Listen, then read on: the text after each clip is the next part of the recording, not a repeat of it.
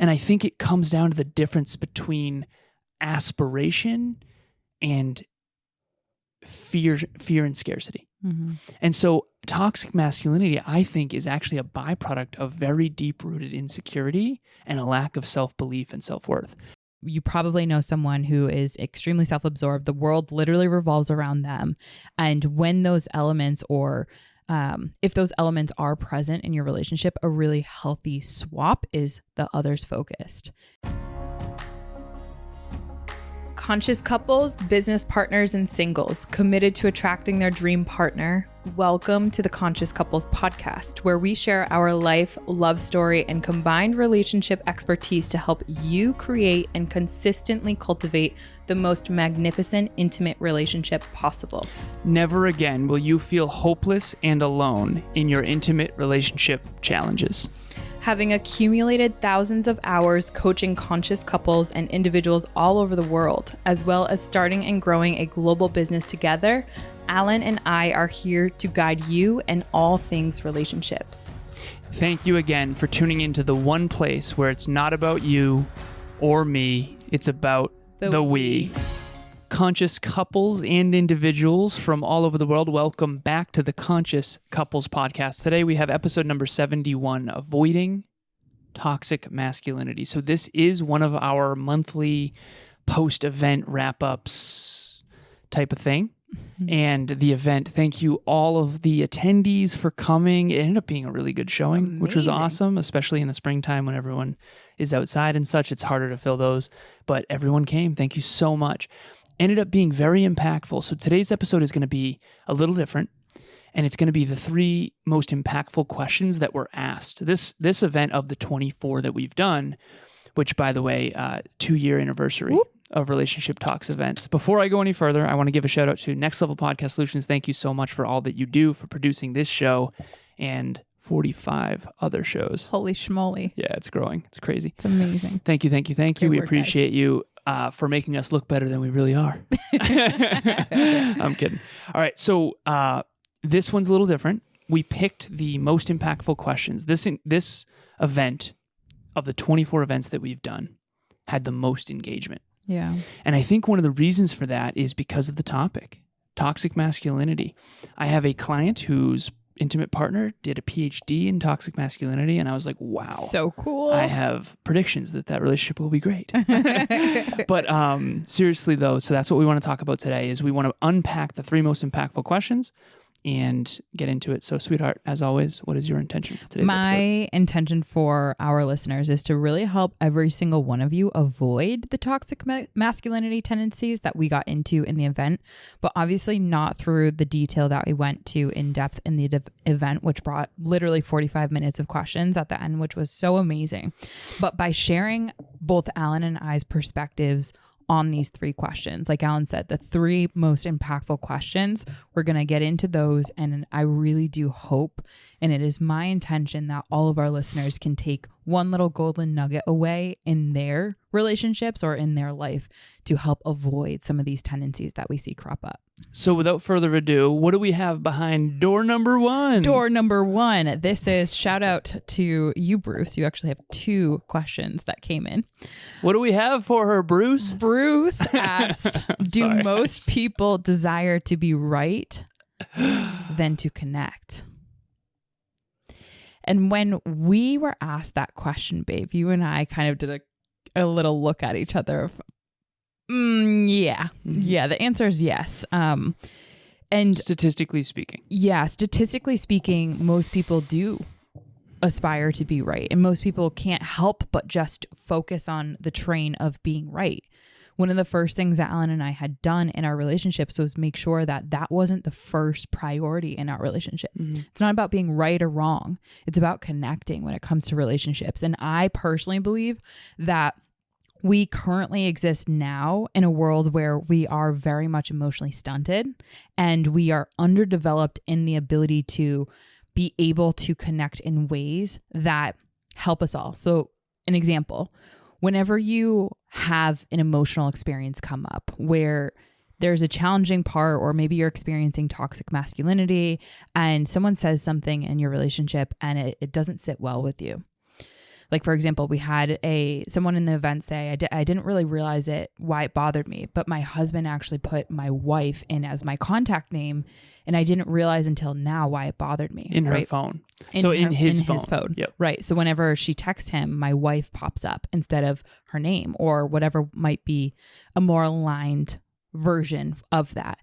And she didn't really know necessarily what was bothering her. And I think that that's where we as a society tend to be underdeveloped in our ability to express what is bothering us, right? To be able to call out what are the emotions that we're experiencing that are contributing to maybe that icky feeling or why we're bothered or hurt or pained by something. I think that as we develop our emotional literacy, if you will, and understanding of ourselves, I do believe that we can connect more than being right. And that's where that toxic masculinity can actually melt away.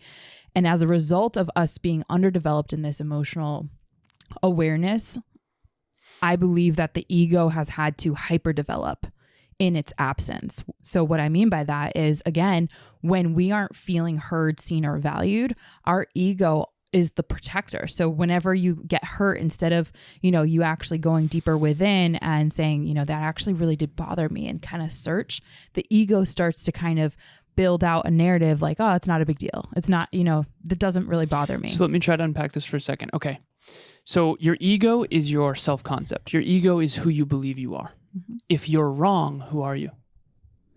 So when you feel like you're wrong, you would have to go inside and then reevaluate your self-concept, which would be uncomfortable emotionally. Yeah. Most people, instead of acknowledging that they might not be optimal or right, they would much rather just try to be right so they can protect their own existing self-concept.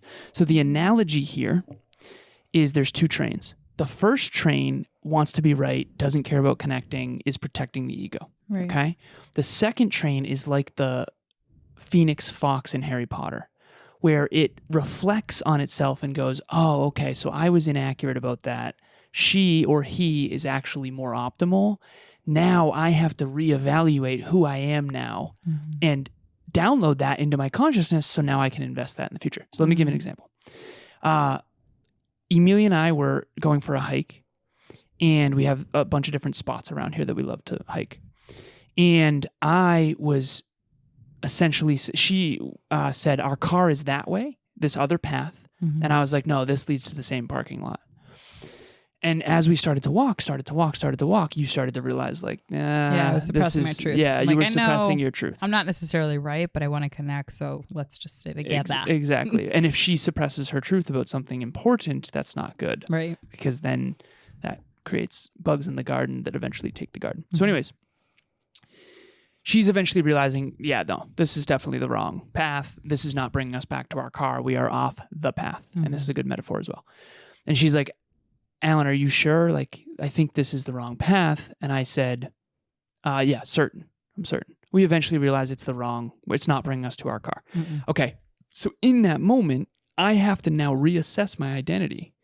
I now am the type of person who not only wanted to be right, but then let that take us on the wrong path. And now I have to sit in the discomfort of I am that person. Mm. I was arrogant in that moment. That person. And now I can transform with that vulnerability of next time I'm going to be less arrogant. I should have said I'm 99% sure. Because I did think I was right at the time, but I knew I wasn't 100% right. I did have some uncertainty in it. Most of that was just ego. Mm-hmm. And so again, that's a small moment, but hopefully that will connect with everyone. And so the first one is, do most people want to be right more than they want to connect? I would have rather been right in that moment than connect with you. And so I ended up disconnecting us, and then we ended up having to cross the road, and it wasn't that big of a deal. But the point is that what if it was in a situation that was a big deal? Right. What if we were out in the woods trying to survive, for example? Then the consequences would be dire, and my ego would have gotten us hurt. Definitely. You had said a beautiful quote that one of the participants in the event actually asked you to repeat so that she could write it down. And it was around this concept of connection and how that needs to be more important or bigger than the desire to be. You have to want to connect more than you want to be right. And your relationship with being wrong can come up because that's how you learn. Definitely. Think about it. How did you learn anything? it was predicated on you being wrong. So again, a little side tangent. Okay. Next one, love. Next question was, can a relationship work if both have toxic masculinity? This was from Brenda, and we are so grateful for that.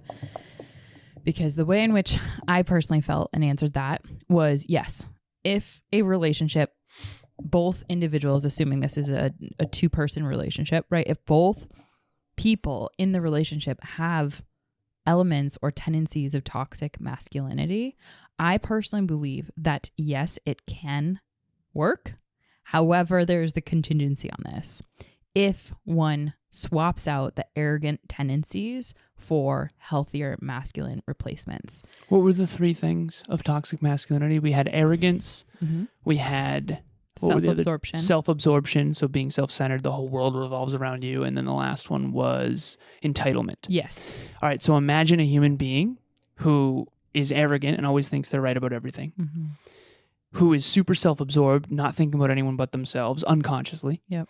And the whole world revolves around them. We all know someone like that. Definitely. And then number three, they're entitled. They think they deserve stuff by default. They think they deserve certain treatment. We used Cal in Titanic, the villain in Titanic, how he's super entitled. We used him as an example in the event. So just for reference. Right. So I believe that a relationship, and here's the thing, I think that all relationships have a degree of toxic masculinity. And so if you look at the relationships that do work, and work is, again, a fine line that we'll kind of get into in the next question. But I think we all have to work with toxic masculinity and swap out and learn to do better at this, swapping out those toxic traits or tendencies for healthier replacements. So for example, for the first tendency of being arrogant, right? So in that moment, use the same story. Yep.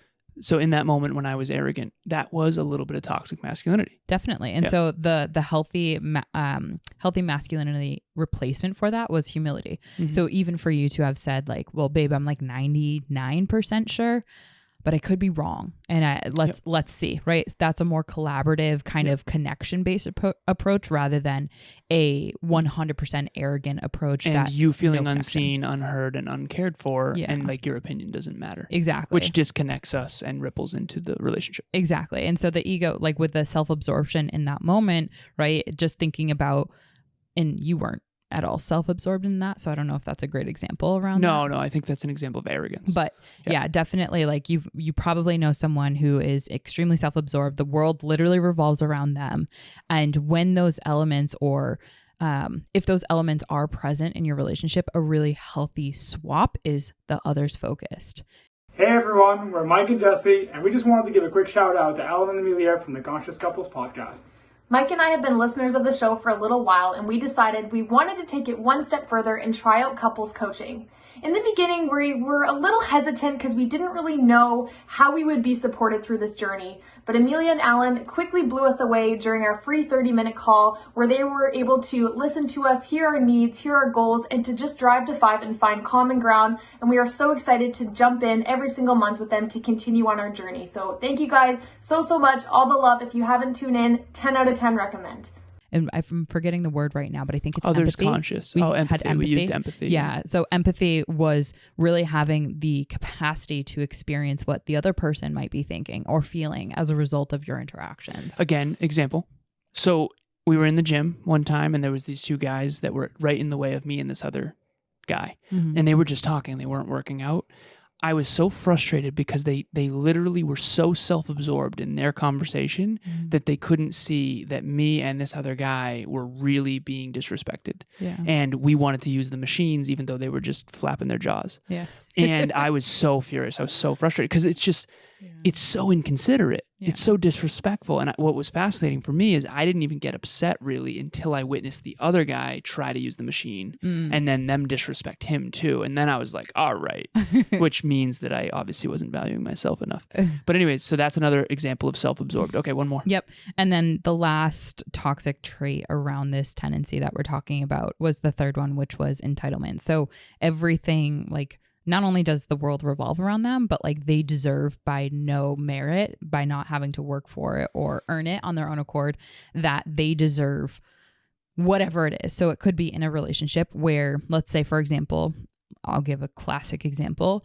You and your partner come home there's one partner that expects and is entitled to you putting dinner on the table for them without any offer of them helping, without any agreement that that is maybe a role for the night, right? There's no communication around how this would be beneficial to you both. It's strictly focused on that person and their entitlement and expectation of you in the relationship. Yep.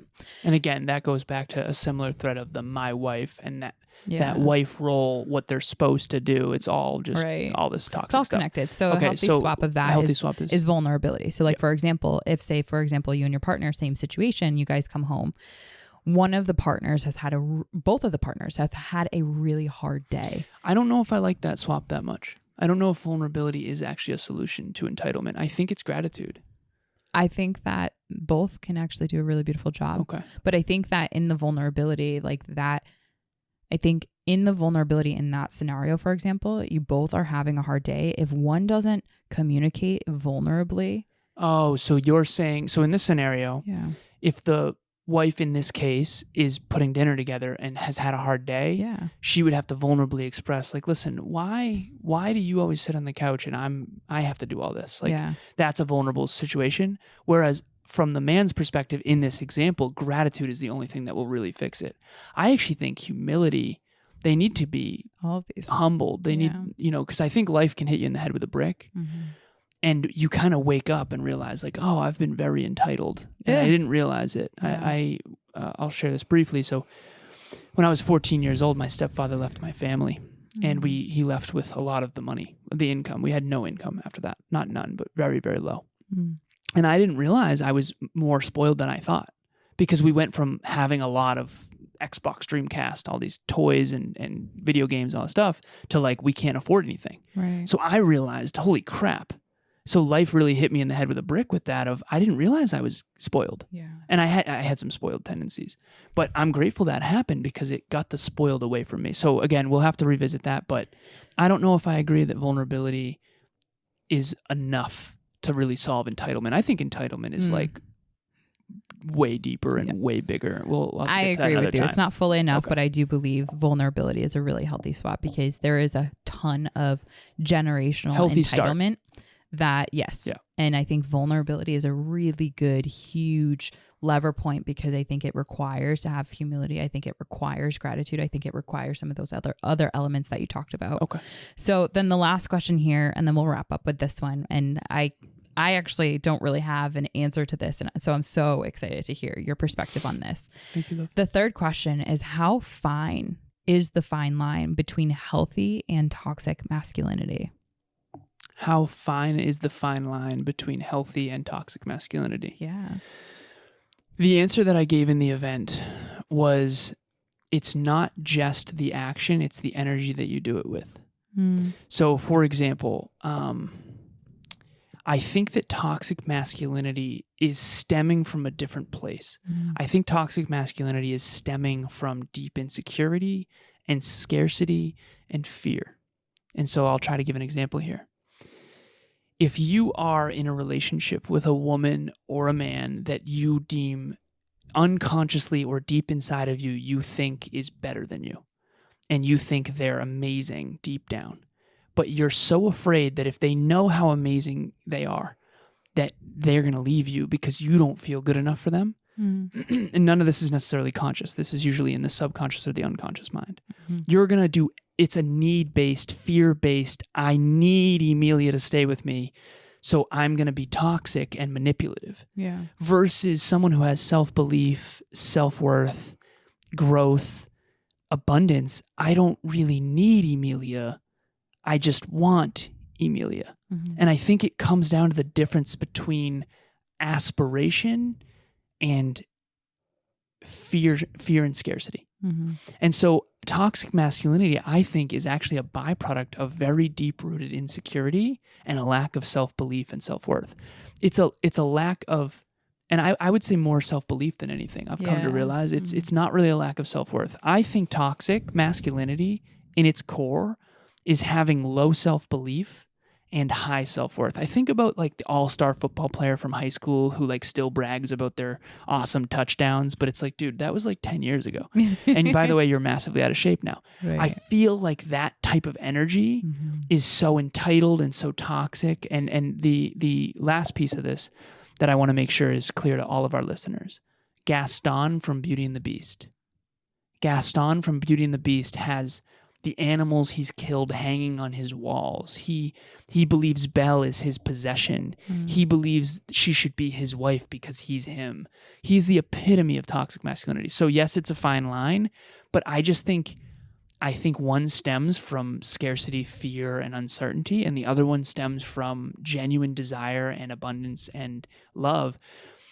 And the same situation can feel so different energetically because of where it stems from. And I think this is where people can feel your intentions. Definitely. You know, if your intention is genuinely to help, and then there's some maybe toxic moments, that's going to feel much healthier and less toxic than someone who really is just trying to get the last cookie in the cookie jar. Yeah. You know? So Yeah. that's my best answer. Cool. I love that. Thank you so much, Steph. You're welcome, baby. I don't have anything to add to that because I had a couple things that if you didn't, I was like, yeah, this. So you crushed it. So for all of our listeners, hopefully the 3 questions that we had, number 1, do most people desire to be right more than they want to connect? Number 2, can a relationship work if both have toxic masculinity? And then number 3, how fine is the fine line between healthy and toxic masculinity?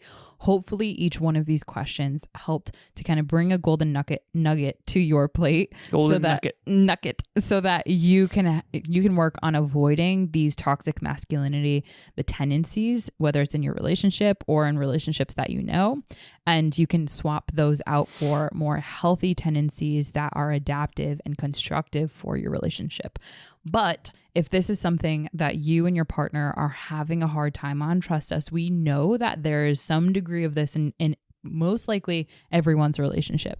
As a result, Alan and I make sure that for those of us who have the hard time, for those of us who feel disconnected in this arena, for those of us who desire to connect and want their love to be protected, we make sure that absolutely every single Friday we have our free Saturday. Saturday. Every single Saturday we have service Saturdays that we call, and we make sure that it's a safe space for every single individual, whoever's struggling in this regard. We can jump on Zoom, we can chat it up, we can see where the challenge is in this arena, and we can equip you with tools that will help you and your partner work through some of these toxic masculinity traits. So if you go to the doctors and they have the wrong root cause of the issue, they're going to treat the wrong disease and they can't solve it.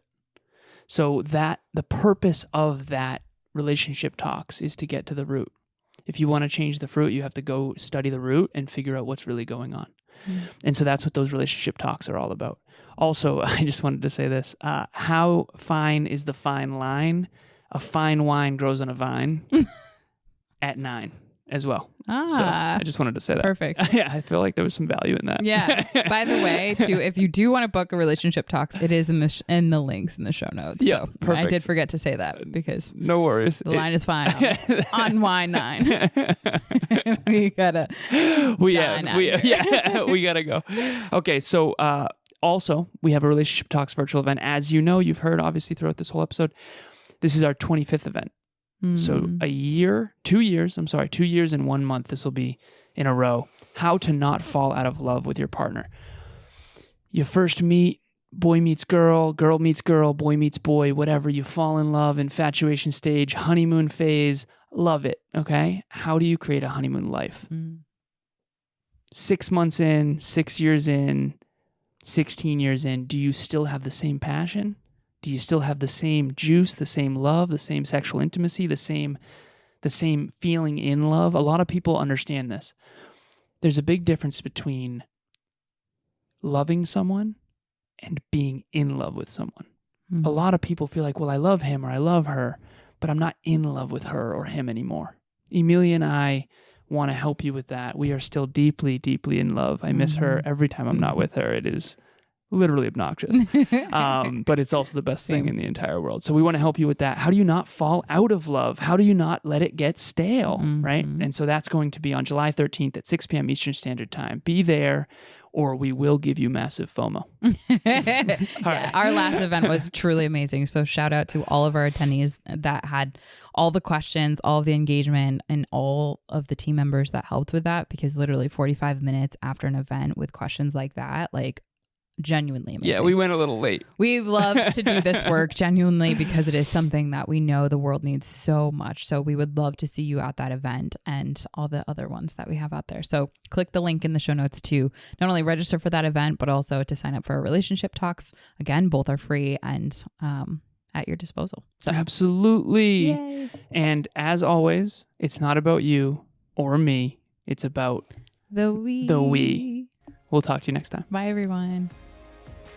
Thanks for joining us for another episode of the Conscious Couples podcast. We love connecting with the Conscious Couples community, so please make sure you follow us on Instagram. I am at Evolve with Emilia, and Alan is a Lazaros 88.